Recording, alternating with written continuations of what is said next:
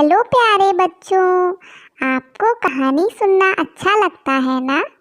आज मैं आपके लिए एक कहानी लेकर आई हूँ जिसका नाम है स्वच्छता की शक्ति। एक कस्बे में मोनू नाम का एक लड़का अपने मम्मी पापा के साथ रहता था। वह साफ सफाई के प्रति बहुत लापरवाह था। मोनू प्रतिदिन अपने दोस्तों के साथ तालाब किनारे खेलने जाता था। एक दिन मोनू बाहर से आया और सीधे माँ के पास गया। उसने देखा माँ खाना बना रही है। वह माँ से बोला, माँ, मुझे खाना दे दो, बहुत तेज भूख लगी है। माँ ने मोनू से कहा, बेटा पहले हाथ धोकर आओ। पता है हमें हाथ धोकर खाना खाना चाहिए, वरना हाथों की गंदगी तुम्हारे पेट में जाएगी और तुम बीमार पड़ जाओगे।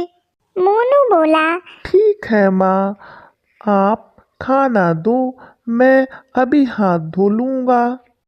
वह खाना लेकर चला जाता है और बिना हाथ धोए खाना खा लेता है।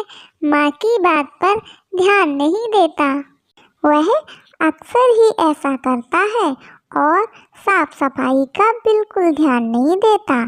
उसकी इस आदत को देखकर घर के आसपास के मक्खी और मच्छर खुश होते हैं और आपस में बात करते हुए कहते हैं, वो तो भला हो इस मोनू का जो अपनी आदत नहीं बदला, वरना इसको बीमार करने का हमें तो मौका ही नहीं मिलता। तुम सही कह रहे हो।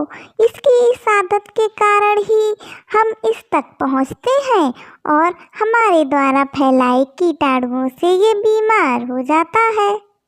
एक दिन मोनू बीमार हो जाता है और उसकी माँ उसको डॉक्टर के पास ले जाती है।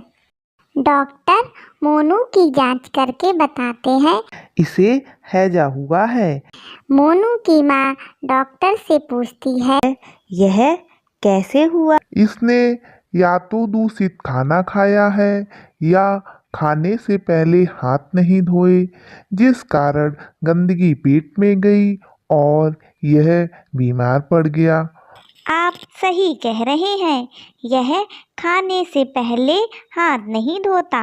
अक्सर मैं इसे बहुत समझाती हूँ पर ये मेरी बात सुनता ही नहीं। आप ही से समझाइए। देखो मोनू बेटा, और आप भी, ऐसे रोग बरसात के दिनों में अधिक होते हैं। इनसे बचने के लिए हमें साफ सफाई का विशेष ध्यान रखना चाहिए। हमको अपने घर के आसपास पानी का भराव नहीं होने देना चाहिए। गंदे पानी में मच्छर मक्खी पनपते हैं। हमें खाना बनाते समय और खाना खाते समय सफाई का विशेष ध्यान देना चाहिए। साथ ही साथ हमें खाना खाने से पहले और खाने के बाद हाथ अच्छे से धोना चाहिए। तो इस प्रकार साफ सफाई का ध्यान रखते हुए हम इन बीमारियों से बच सकते हैं। तो बच्चों, इस कहानी से हमने सीखा हमें डॉक्टर द्वारा कही बातों को अपनाना है और बीमारियों को दूर भगाना है।